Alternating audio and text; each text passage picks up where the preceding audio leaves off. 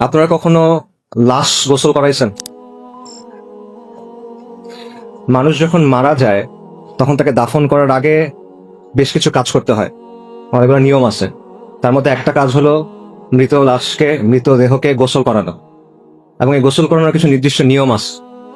যেমন মনে করেন, লাশকে বসাতে হয়, পাশ ফিরাতে হয়, তারপর লাশের পেটে চাপ দিতে হয় আস্তে আস্তে, যাতে করে তার দেহের ভেতরে যে ময়লা আবর্জনা আছে সেটা যেন বের হয়ে যায়। যে ময়লা আবর্জনা আমাদের সবার দেহের মধ্যেই আছে। এবং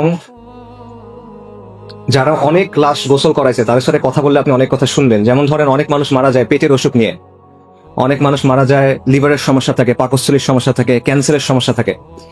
এরকম মানুষকে যখন গোসল করানো হয়, যখন পেটে চাপ দেওয়া হয়, তখন শুধু আবর্জনা বের হয় না, পুজ বের হয়, রক্ত বের হয়। অনেক সময় শরীরের ভেতরে যে অঙ্গ ছিল লিভার, এটা গলে বের হয়ে আসে। অনেক সময় খণ্ড বিখণ্ড হয়ে বের হয়ে আসে, অনেক দুর্গন্ধ হয়। তখন আমরা মৃত্যু জিনিসটাকে অনেক পবিত্রতা দেওয়ার চেষ্টা করি।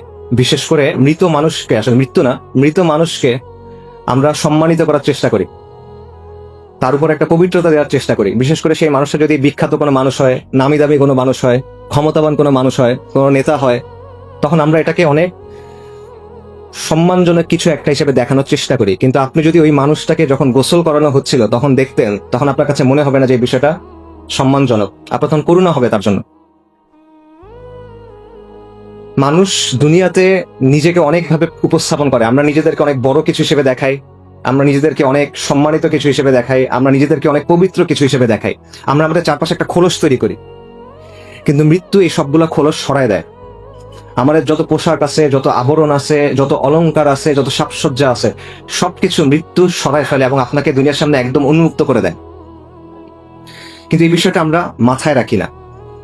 আমরা দুনিয়ার জন্য ক্রমাগত ছুটতে থাকি, দুনিয়ার জন্য ক্রমাগত ফিকির করি, দুনিয়ার জন্য ক্রমাগত কাজ করি। আমাদের সব চিন্তা দুনিয়া নিয়ে, যে দুনিয়াতে আমার জীবনটা কিভাবে আরো কমফোর্টেবল হবে, আরামদায়ক হবে, দুনিয়াতে আমার জীবনটা কিভাবে আরো সম্মানজনক হবে, দুনিয়াতে আমার জীবনটা কিভাবে আরো সচ্ছল হবে, দুনিয়াতে আমার জীবনযাপনের স্টাইলটা, মানে লাইফস্টাইলটা কিভাবে আরো উন্নত হবে, কিভাবে আমি অমুক জিনিসটা কিনবো, কিভাবে আমি অমুক জিনিসটা ব্যবহার করব, কিভাবে অমুক জায়গায় যাব।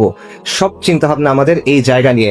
কিন্তু যে জিনিসটা আপনার কাছে আসতেছে, মৃত্যু, ওই মৃত্যুটা যে সম্মানজনক হবে আপনার, ওই মৃত্যুর পরে যে জীবনটা আপনার জন্য অপেক্ষা করতেছে, সেটা যে সম্মানজনক হবে কিনা, সেটা নিয়ে আমরা একেবারেই চিন্তা করি না। আমরা এটা নিয়ে একেবারে গাফেল, উদাসীন। একজন মহান তাবেঈ ছিলেন সুফিয়ান আস-সাওরী রাহিমাহুল্লাহ, সাহাবাদের ছাত্র। ওনাকে বলা হতো আমিরুল মুমিনিন ফিল হাদিস। হাদিসের ব্যাপারে বিশাল জ্ঞান রাখতেন। ওনাকে একজন এসে প্রশ্ন করছে, ইয়া আবু আব্দুল্লাহ, ওনার কুনি আবু আব্দুল্লাহ, দুনিয়ার জন্য কিভাবে প্রস্তুতি নিব বলেন, আখিরাতের জন্য কিভাবে প্রস্তুতি নিব বলেন। সুফিয়ান সাওরী বলছেন, দুনিয়াতে যে পরিমাণ সময় থাকবা সেটা অনুযায়ী দুনিয়ার জন্য কাজ করো, আখিরাতে যে পরিমাণ সময় থাকবা সেটা অনুযায়ী আখিরাতের জন্য কাজ করো। দুনিয়াতে কতদিন থাকবেন বলেন? 80 বছর সর্বোচ্চ, 100 বছর, 120 বছর সর্বোচ্চ, নাকি? আখিরাতে কতদিন থাকবেন? 1000 বছর, 10,000 বছর, 1,00,000 বছর, চিরন্তন, চিরস্থায়ী, খালিদিনা ফিহা আবাদা। দুনিয়ার জীবন হলো ক্ষণস্থায়ী, আখিরাতের জীবন হলো চিরস্থায়ী। কিন্তু আমরা আখিরাতের জীবনটা নিয়ে চিন্তা করি না। আল্লাহ সুবহানাহু ওয়া তাআলা কোরআনে বলছেন, কুল্লু নাফসিন যায়িকাতুল মাউত, নিশ্চয়ই প্রত্যেক জীবকে মৃত্যুর স্বাদ আস্বাদন করতে হবে। ওয়া ইন্নামা তুওয়াফফুনা উজুরাকুম ইয়াউমাল কিয়ামা, এবং কিয়ামতের দিন তোমাদেরকে তোমাদের যে প্রতিফল, যে কর্মফল, সেটা পরিপূর্ণভাবে বুঝাই দেওয়া হবে।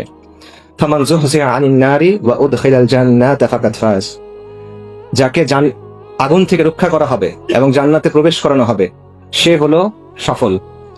ওয়ামাল হায়াতুদ দুনিয়া ইল্লা মাতাউল গুরুর, এই দুনিয়ার জীবন হলো ছলনাময় ভোগ, ছলনা, প্রতারণাময় একটা ভোগ, এটা ছাড়া আর কিছুই না। সূরা আলে ইমরানের আয়াত। এই একটা আয়াতে আল্লাহ আযজা ওয়া জাল্লা আমাদের এই দুনিয়ার সব বাস্তবতা, সব মৌলিক প্রশ্নের উত্তর দিয়ে দিয়েছেন। যে বিষয় নিয়ে আমাদের এত পেরেশানি, যে বিষয় নিয়ে আমাদের এত ছোটাছুটি, যে বিষয় নিয়ে আমাদের এত চিন্তা, এত কষ্ট, সবকিছুর আসল মূল্যটা কত, এই সবকিছুর পরে কি অপেক্ষা করতেছে, দুনিয়ার সফলতা কি, ব্যর্থতা কি, এরপরে আমাদের জন্য কি অপেক্ষা করতেছে। এবং এর পরের আয়াতে আল্লাহ সুবহানাহু ওয়া তাআলা বলতেছেন, লাতুবলাউন্না ফি আমওয়ালিকুম ওয়া আনফুসিকুম, নিশ্চয়ই তোমাদেরকে তোমাদের জান এবং মালের ব্যাপারে পরীক্ষা করা হবে। দেখেন, আমাদের জীবনের মধ্যে নিশ্চিত জিনিসপত্র কিছু নাই, সবকিছু অনিশ্চিত। যে বিষয়গুলো নিয়ে আপনি সকাল থেকে ঘুমানোর আগ পর্যন্ত চিন্তা করেন, ইভেন ঘুমানোর সময় যেগুলো নিয়ে স্বপ্ন দেখেন, কোনোটার মধ্যে কোনো নিশ্চয়তা নাই।